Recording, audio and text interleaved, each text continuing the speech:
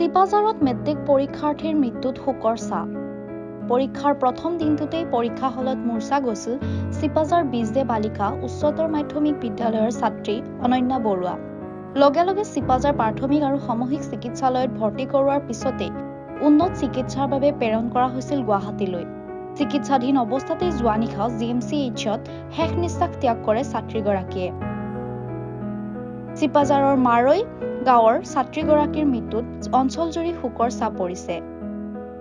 আমি খুবেই মৰ্মাহত এই ঘটনাটোৰ কাৰণে। তাই বিজে ছোৱালী হাইস্কুলত পঢ়িছিলে, পঢ়ি পেলাই higher secondary Sipajhar higher secondary centre আছিলে।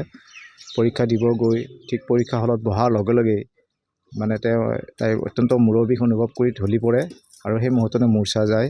ততাতৈয়াকৈ চিপাঝাৰ যিখন আমাৰ হস্পিটেল আছে তাতলৈকে আনে। ডক্টৰে চোৱা চিতা কৰি ইমিডিয়েট গুৱাহাটীলৈ স্থানান্তৰিত কৰে আৰু GMCHলৈ প্ৰেৰণ কৰে।